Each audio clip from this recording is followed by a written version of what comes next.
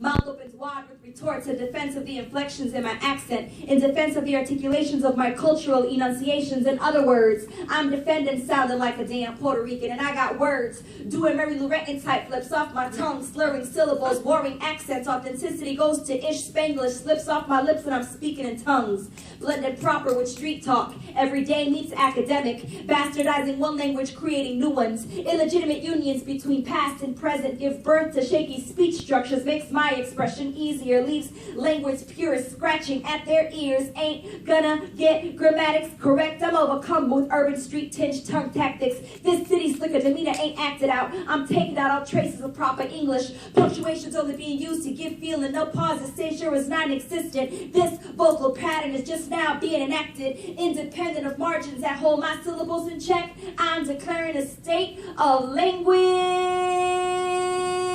revolution. All the words in our vocabulary have declared a universal strike, saying that we've been practicing unfair talking laws and not paying them for their hard labor, threatening to leave our civilization speechless. All accent marks are attending an emphasis convention at Webster's Place. The vowels are demanding to be worth at least $3,000 on the Wheel of Fortune. Shakespeare's sonnets are making record deals with Puffy to be sung in rap form. Dictionaries are on Prozac, suffering from an acute identity crisis, saying, we can no longer provide all the meanings for words in your lives. We now want to tell stories. And thesauruses are translating into Ebonglish, Espanchino, con Zulu, German, Paleo, Francés, con Portugués, con Patois, man, Creole, combining, creating sounds that is music to my ears. Y pues no me importa si tú crees que mi español es not as good as yours. I'm crossing borders, abriendo puertas, tongue wagging, clicking off the roof of my mouth, rolling eres, comiendo eses. Yo tengo el toque de Tito's timbalero, kimbara, kimbara, kimba, kimbamba. Writhing off my lips, I'm writing waves of language deconstruction. Wear your hard hats, little chicken heads, because the alphabet is falling from the sky. I'm daring to deliver dialects not commercially created and destroy your nitwit imbecilic notions of what language I should speak. Ain't gonna get grammatics correct. I never suffer from a lack of lovely, luscious, lingual, lullaby-like syllables flowing off these lips. Don't give a damn if you think it's incorrect. I never lack the ability to come correct, so get hip to this style, Poppy, because I dare you to write a 15-page analytical essay due by Tuesday at 4 in my mailbox on any subject of your choosing that moves the crowd like, whoa, and read it on the mic, and read it on the mic, and read it in your uptight, educated-sounding proper tongue, because I'll still be here with these tongue tactics, never getting grammatics correct, but still making these folks go like, whoa. Yeah. A little bit over the years, as I would hope it would. You continue to grow as a writer, as any kind of artist, your work changes. Okay, so this is called How to Write About Your Mother. First, you will wonder if you should tell this particular story about your mother. You will wonder if you should tell the story in your language, your mother's language, or a third language invented from the first two. You will prepare your materials. Your laptop will be open to a blank document template. Your favorite pen and notebook will be within arm's reach. You will begin. You will wonder about airing out your family's dirty laundry. You will tell yourself that yes, these stories are yours to tell, that the bond of blood and a lifetime of frustration with your mother absolutely gives you the right to write about it. You wonder if your mother has written about it. You will wonder about her girlhood diary. Did she keep one? Did she use it as frequently as you did yours when you were a girl? Did she write in her own third language? Did she code her experiences so her mother wouldn't know what she was talking about like you did? Did she hide it? You think about the notebook she keeps now, back in the city you grew up in the house you grew up in, that she and your father still live in. Sometimes she will mention a new poem she has written and read it to you over the phone. Usually they are about nostalgia and a longing for a time and place that no longer exists as it did when she was a girl. You begin to write about the incident with the typewriter, but you remember the break in her voice when she said some things are better left unsaid. You wonder if everything needs to be said. You will get up, look at your desk and your tools, and the first few sentences of your mother's story or the story about your mother, and you will realize you didn't make yourself something to drink. You will go into the kitchen and make a strong cup of coffee with the grounds your mother sent you, that her brother sent her from the place where she spoke her language, where she fought with her mother, and that no longer exists as it did when she was a girl. You return to your desk, You will write about nostalgia, about how you often feel nostalgic for a place from your girlhood that no longer exists as it did when you were a girl. You will say you inherit this nostalgia from your mother. You wonder again about the incident with the typewriter, and you write one sentence. I was fighting with her about learning to type for school because mommy wanted me to be a secretary even though I wanted to be a nurse, and in the middle of the fight she shoved my face into the typewriter. You will stop to wipe your face and take a sip of your coffee. You will think about your own face, your mother's face, her mother's face, and you will wonder what there is to be nostalgic about. The back burner, and I actually started working on it several years ago when I was in Oakland, doing the Living Word project with You Speaks when I was an artist in residence. And I just started it, and I didn't know what this piece was supposed to be and where it was going. And I put it on the back burner, and then I wrote this excerpt, and I put it on the back burner again, and then just recently, I was like, it's time to do this piece. It's time to really finish this show. And I had to write a letter of inquiry for a grant. And if anyone's ever written anything for a grant, you know that you have to get really specific with your language and about what you're writing about. So it was a really good process because it really made me think about what I want to do with this project and what it means to me and what I want it to look like. So this is an excerpt from Salida, this piece in progress. Just fell out of my hand. Okay. The retreat. I could blame it on my curiosity. I could blame it on the series of prophetic dreams and intuitive hunches that I'd been having. I could blame it on my lifelong search for somewhere to fit in. I could blame it on my mother. Because she told me when I was 5 that God didn't have a phone or a phone number and he would not be taking my calls, thereby destroying any notion of my still developing and very impressionable brain of having a relationship with God that actually made sense to me. So it's my mother's fault that I find myself writing a hefty check to spend a weekend in Ojai, California, home to all the latest new age fads like sweat lodges with no Indians and angelic realm crystal singing bowl healers. Don't get it twisted. I'm a believer. Got my own collection of stones and sage next to my Rudrashka beads and Orisha pictures. So there I am, participating in a 4-day retreat with an initiated elder from the Dagara tribe of Burkina Faso to study indigenous African spiritual technologies. I am neither Dagara nor from Burkina Faso, but I'm there with about 30 other spiritual seekers on the last day of the retreat, preparing for a fire ritual. For the Dagara, fire is the doorway to the spirit world, a gateway, an entry point into the realm of the ancestors. And I've been feeling my grandmother tapping on my shoulder for a minute, almost like she's trying to give me something. I'm not quite sure what it is, but I know it's got something to do with this thing she used to do way back in the day that no one in the family really talks about anymore, where she'd get together with some friends around a white table with a bowl of water in the middle, a book of prayers, and call down spirits, some that needed healing and some that came to offer it. I never got a phone number to God, but my grandma sure sounded like she had a direct line to something. So I guess it's no surprise that when the sky darkens and we gather around the fire for the ritual to begin, I start to cry. Maybe it's feeling the sadness of never having a real relationship with any of my grandparents. Maybe it's the sadness in my family history. Maybe it's just the sadness in history, period.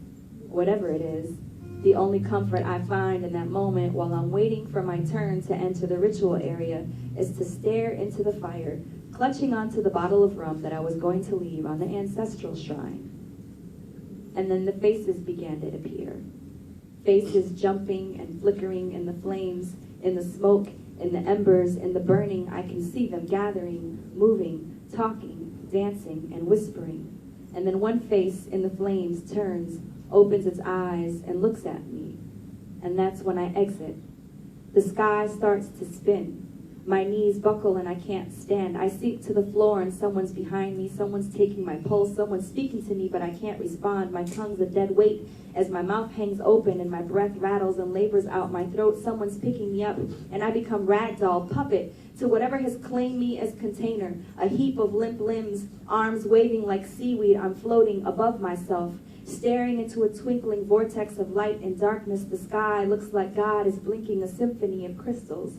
And then the crying, the wailing, the calling out. Whose voice is crying, Mama, Baba, arms outstretched to the moon. Mama, Baba, help me. It's not me crying, it can't be, because I don't have the right to own this much grief or sorrow.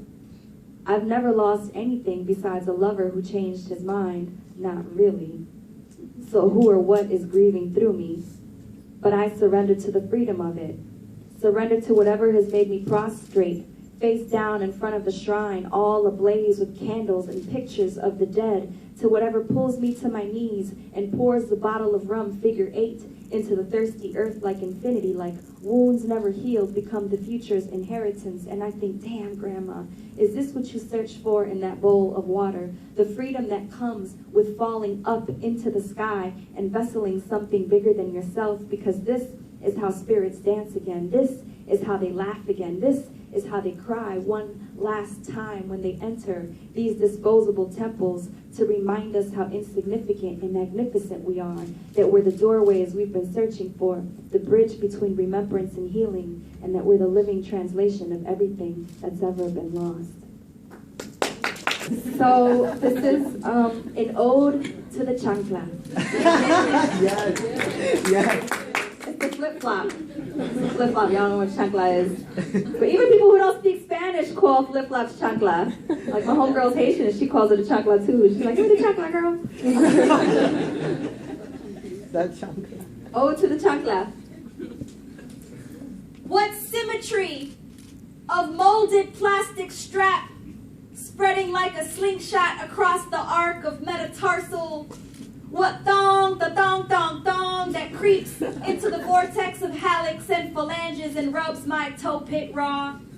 What $2 Kmart Payless wonder turned the Bhutan-like staple of I don't give a fuck fashion. Oh, how island fashionistas bow to your hourglass shape. Oh, you summertime messiah that saves the soles of our feet from blistering sand. Oh, you fly swatter. Oh, you roach killer. Oh, you cobweb remover. Oh, you foot fungus shower shoe shield door stopper ping pong paddle replacement. Praise the form of foam. Praise the chancleta, the welcome cushion you offer daily, like warm bread to the calloused and bunion toes of tias and abuelas, who fling and flick you, fuacata and fuete the faces and nalgas of unruly mocosos and malcriados. Oh, chancleta, better you than the belt, better you than the hand, the fist, or the switch. Oh, pliant apparatus of corporal punishment, you rubber manifestation of intergenerational trauma, intermediary of family drama, the 7th styrofoam seal that makes you run out arm's reach of your mama's impending get your ass over here before you really get it, Armageddon. Ay, bendito, what music, what rhythm, what chancleta, flip-flop, flip-flop, flip-flop cadence, when you onomatopoeia your own name with every polymerized latex lip smack on pavement. Yeah. Community, although we have like these amazing critical reviews and a lot of people were super supportive of it, a lot of people in the poetry community were like, they sold out to Russell and they don't even own their poems anymore, and people were making assumptions about how much money we were making and all this other. And I was like, look, I'm still taking the train home to Queens after the show. I don't know how much money you think I got in my bank account, but I had to join a union in order to do this show, you know? But it was all this stuff that people were saying and really like kind of questioning our integrity for being involved in this show. It's kind of a trip. So I wrote this piece called The Gift, and I always think about my cast when I read this poem and everything that we just kind of dealt with over those couple of years that we worked on this project. So this is for anybody who's struggling to or thinking about maybe pursuing that thing that you love to do as a career or to make a living. And I would say go for it. Go for it. Everyone's going to tell you it doesn't make sense, and it's not always going to be easy. Trust, it's not always going to be easy, but it's going to be really worth it when you're true to yourself in the end. 2 a.m. In an empty hotel room, the conversation me and my peoples just had hums in my head as the TV flickers like headlights. So, what are you doing for the 4th season of Deaf Poetry on HBO? The question loomed in my mind because the pools of inspiration have been feeling dry. My poems don't come often, so if I've seemed quiet lately, it's because I decided to use my words for something more worthwhile. Now the pressure was on, and I found myself longing for days before the pseudo-semi-fame, before TV cameras, Broadway shows, books, and CDs. Back to the days to when I just wanted to write, to when I just needed to say something, to when putting pen to paper to make words on white pages was just like breathing. To when I'd lose myself in the lines so I wouldn't have to search for the meaning between them. See, lately, my ink blots have become conversations with God, and she's told me I've been doing this forever. Past lives written with parchments and quills, carved onto cave walls with fingers and mud, even moon blood and stones have been used as tools to record my testimony. So I decided, if I'm going to call myself a poet, I need to earn it.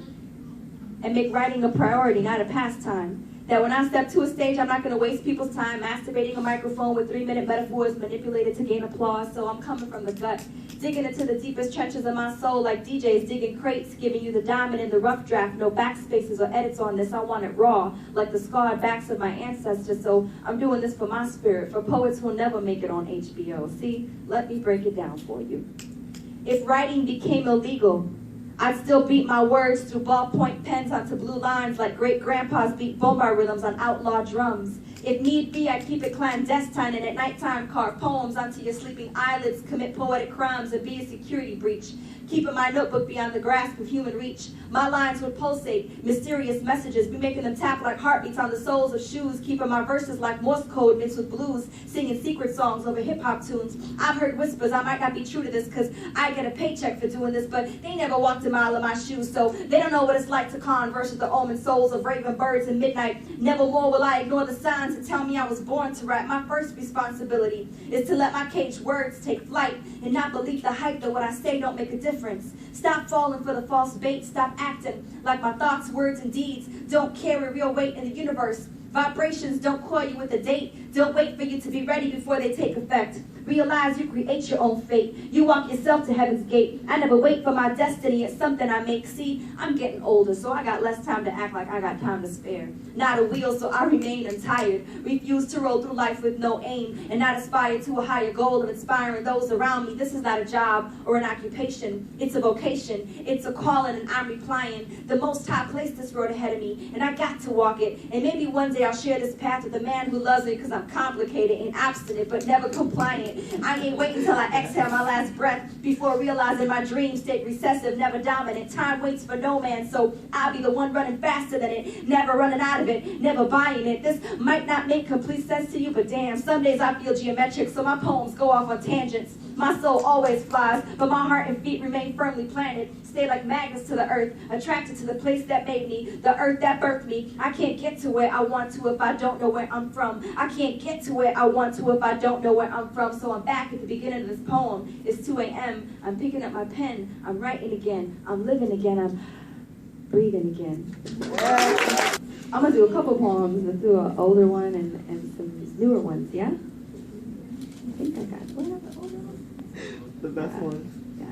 I guess I'm supposed to be talking about women using their voice and stuff like that, but I guess the best way to talk about women using their voices is to just see a woman use her voice and tell her story. So that's what I'm doing. I'm just telling you some stories, which is powerful in and of itself because we often don't take the time to hear what women have to say.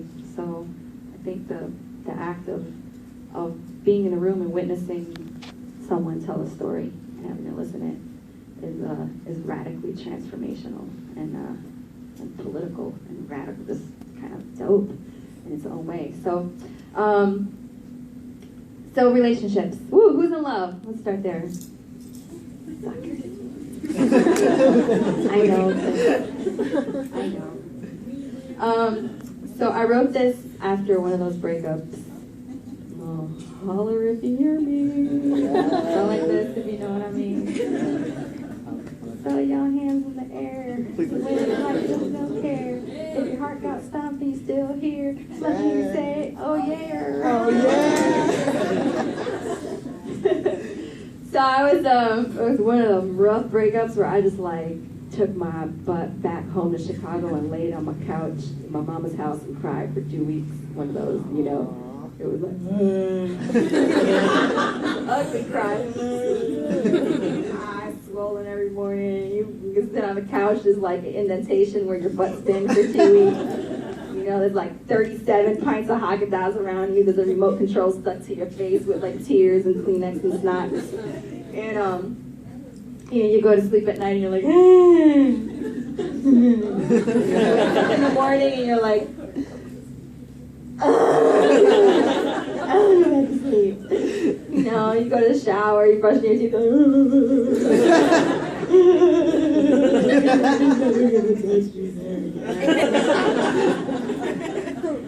and then you do the silent cry. Y'all know what the silent cry is. The silent cry comes from the center of the earth and it travels up thousands of miles of bedrock and dirt and comes up through the concrete streets of your feet and like travels up your legs, makes it up your crotch, up your stomach, and like somewhat almost out of your chest, and it's like kind of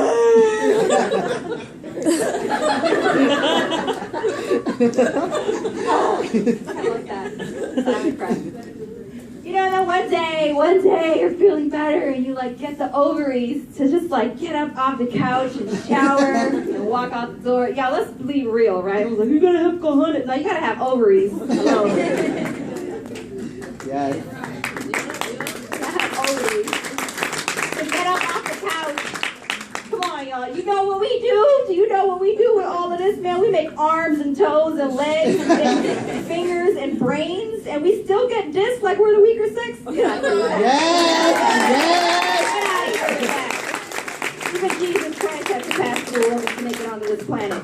So you get the ovaries to get your butt up off the couch one day, right? And you're like, okay, here I go. And you open the door and the birds are chirping and the sun is shining and here comes your best friend. Oh my God, I just met somebody. You gotta meet him. And you're just like, all over. This is after one of those breakups. And I'm sitting on the couch at home, and like the weeping had trickled down to like one tear from each eye. And my mother walks into the room because she just made lunch, and she was like, "Mira, que te hice un sandwich. Ave María, ¿qué tú vas a hacer? Echarte a morir por un hombre." She was like, "You ain't gonna sit on the couch and die over somebody?" I was like, "No, I'm not." And then I wrote this poem.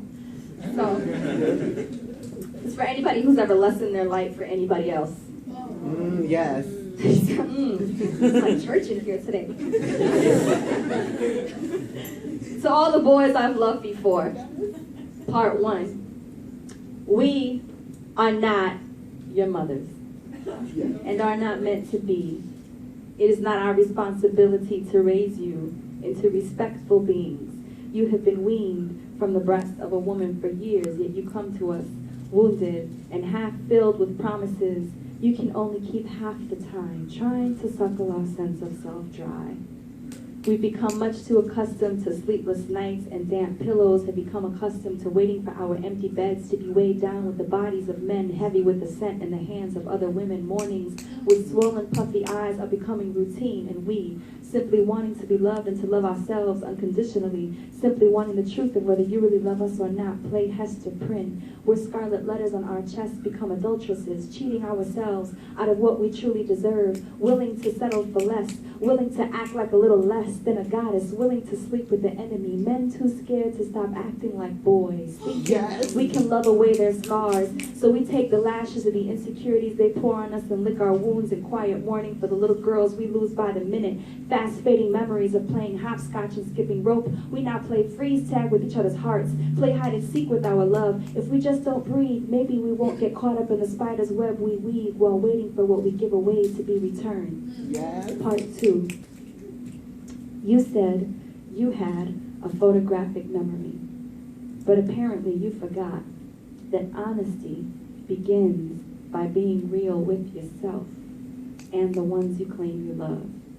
Should have never wasted my time and just acted like the man you claimed and told the world you were. Made a production of setting my folks at ease with tales of how you do all it ever took to never break my heart. I guess you thought you were talking to a room full of the deaf and the blind. Figured they never heard you because I never saw it coming, but the truth cannot be hidden. Was clouded in darkness will always come to light, my love. You should have known that. Claiming you saw my light so clearly and brightly, so I left.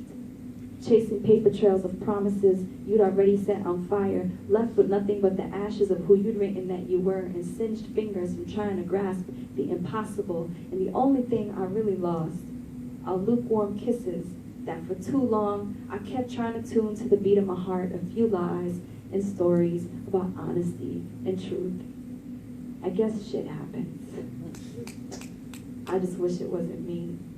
And I guess it's so much better to have loved and lost than never to have loved at all. I know that's real easy to say, but I'm still going to try to live by it. I'm still going to try to put my faith to rest in it. I will sleep on dry pillows now, in a bed big enough to love myself in. I will awake these coming mornings with my eyes dry and shining full of the knowledge I am priceless and worth nothing but honesty. I will remove the scarlet letter from my chest and take the hand of the little girl I used to be and say I'm sorry to her. I'm sorry for cheating you out of the joy you have always deserved. And I will wait for a man to come along that will give me the truth of how much he will really love me. With the gift of languid limbs and lips, dawn delivers her din of traffic and chorus of crows on the creased edges of pillows. Feet find feather, light touch under covers. Everyone should smile this wide at the start of each day. Should be a gentle unfolding of laughter. Should be the time to set intentions while our eyes are curved into crescent moons. Morning prayers should be this hushed whispered, should be so soft as our eyelids first flutter. Should be no clenched fist, no tension. Should be the gasp and exhale of wonder, weightlessness, a delicate desert heat handled on the curve of lips like porcelain, like precious, like prayer. Like each morning should be caressed, cared for like this. Freedom found in comfort. We should be so held by every sunrise that we feel like moons, celestial bodies orbiting in the eyes of a beloved, stars balanced on the daybreak's first breath. Triptych is like a collection of 3 things.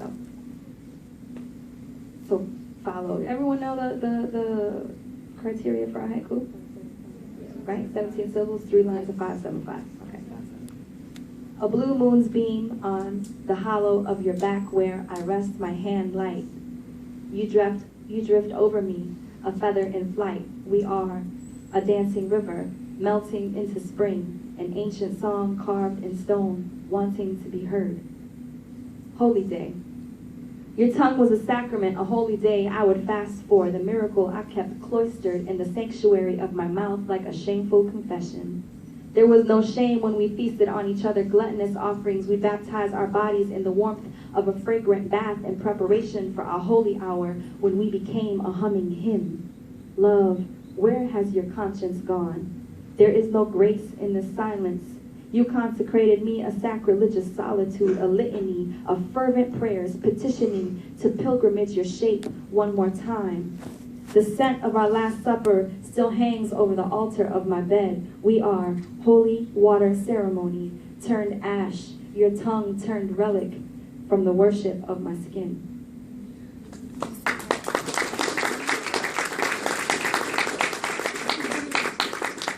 Cloudburst. You were too cloudburst, too temporary, not hurried or rushed, just not able to stay here in this corner of my home here. You couldn't stay here on this bend of bone, this sliver of now. You are gone, and I still see you, sometimes have to speak to you as if there wasn't a corpus, a scripture of unsaid between us. When we laugh together, people watch and wonder what holy hell of a hurricane passed between those two. Break. January 26, 2015, 9:45 a.m. in black ink during green tea. Am I a container big enough for all this sweetness, all this love? That's what we fear, maybe, that all the love someone got for us we won't be able to hold, that will explode from too much love, that we're too small for all a beloved has to offer. And if we only knew how far we could stretch, how wide we could spread, if we were willing to break from out all that smallness. That's what I think. Maybe we're too scared to break into something too beautiful to imagine.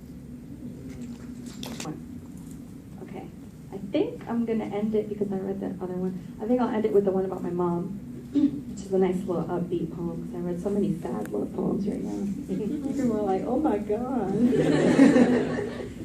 Hold on to hope. Hope have faith. I know it's hard. It's hard. Trust. I know. I'm still trying to have faith. But I'm going to read this poem about my mom. I hope you like it. And then we'll have some time for questions. Yes? Okay, cool. Anybody have a mom who can cook? Yes. There's a couple people who did not raise their hands. I'm sorry. Make friends with someone who did. Please don't say it. So I wrote this poem because my mom cooks.